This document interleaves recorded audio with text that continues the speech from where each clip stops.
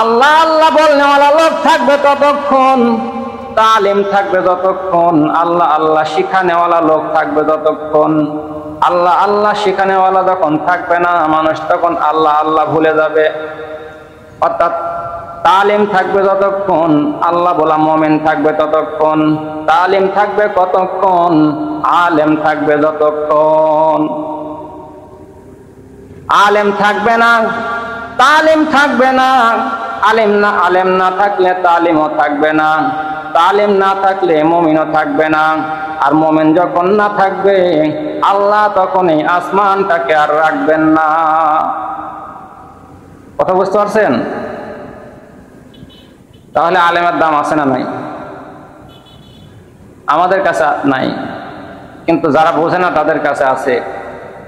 একজন আলেমের জন্য রাস্তার পিপিলিকা পানির মাছ পর্যন্ত দোয়া করতে থাকে, কারণ তারা জানে যেই জাতি যতদিন, এই আলেমরা যতদিন আছে এই জমিনে, ততদিন আমরা মাছের জাতি, পিপিলিকার জাতি আছি। এরা যখন থাকবে না, আল্লাহ আমাদেরকে আর রাখবেন না। এই জন্য তারা আলেমদের জন্য দোয়া করতে থাকে, রহমতের দোয়া করতে থাকে।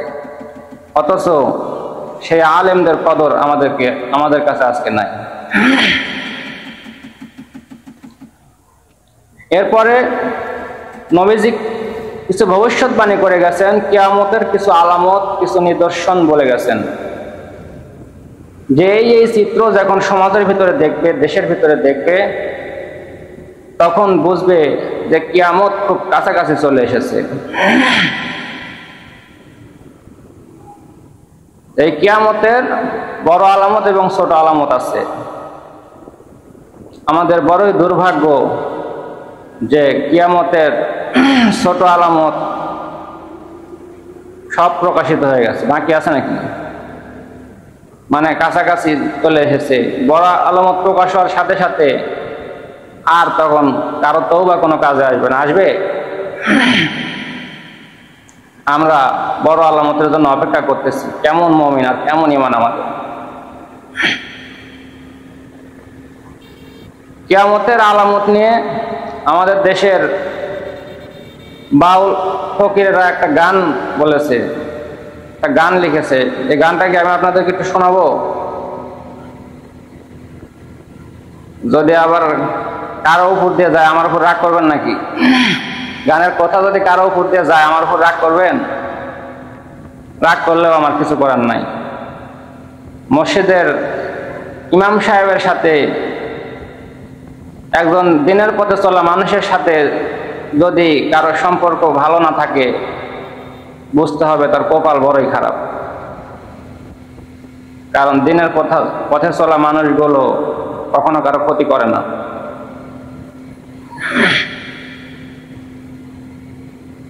হুজুর আকরাম সাল্লাল্লাহু আলাইহি ওয়াসাল্লাম বলেন, ইন্না মিন আশরাতিস সাআ আন ইউরফাআল ইলমু ওয়া ইয়াযহারাল জাহলু ওয়া ইয়াফশুজ জিনা ওয়া ইয়াশরাবাল খামরু ওয়া ইয়াযহাবার রিজাল ওয়া ইয়াবকান নিসা। হুজুর আকরাম সাল্লাল্লাহু আলাইহি ওয়াসাল্লাম বলেন, কিয়ামতের আগ মুহূর্তে সমাজের কিছু পরিবর্তন ঘটবে, মানুষের নীতি নৈতিকতার অবনতি ঘটবে, চরিত্র বিনষ্ট হয়ে যাবে। কিছু নিদর্শন, কিছু ভবিষ্যৎ বলে দিয়ে গেছে আমার উম্মতেরা। এই নিদর্শনগুলা যখন দেখবে, তখন বুঝে নেবে কিয়ামত খুব কাছাকাছি চলে এসেছে।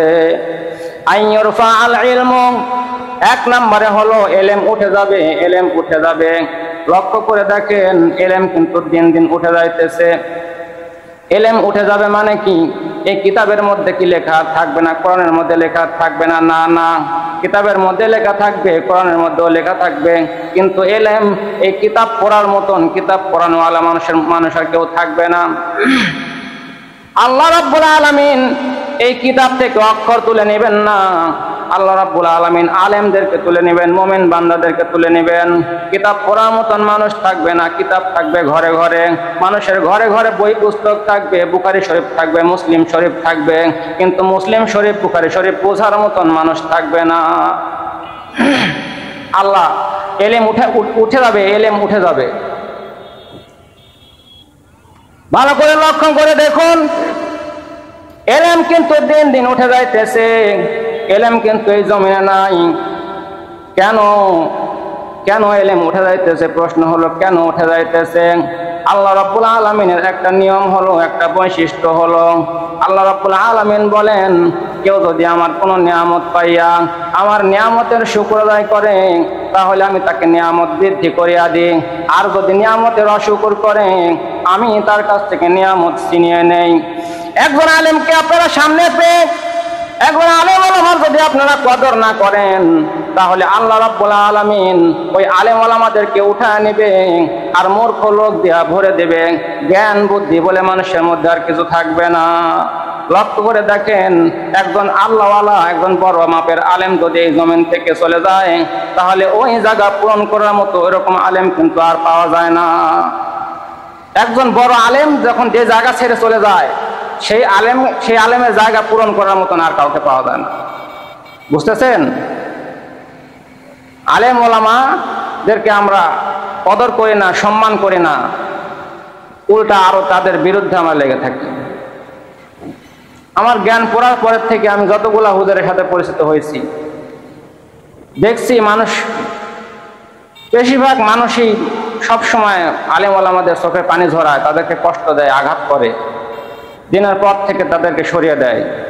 বহু আলেম রাস্তায় দাঁড়িয়ে পান বিক্রি করতেছে, গাড়ি চালায়, মনের দুঃখে এই করে ওই করে, পাবলিকালি কোনো কাজে তারা থাকতে চায় না। তাদের একটু রাগ বেশি আর কি। যারা ধৈর্য ধরে থাকে তারা তো থাকেই। ভাই, আলেম ওলামাদেরকে যদি আপনারা কদর না করেন, সম্মান না করেন, ইজ্জত না করেন, তাহলে আল্লাহ নিয়ামত আপনাদের কাছ থেকে ছিনিয়ে নেবেন, তুলে নেবেন। আইয়ুর ফাল ইলমু, এলেম উঠে যাবে, ওয়াজহারাল জাহলু, মূর্খতা বেড়ে যাবে। আমার নবীজি বলেন, আল্লাহ এলেম তুলে নেবেন, মূর্খতা বেড়ে যাবে।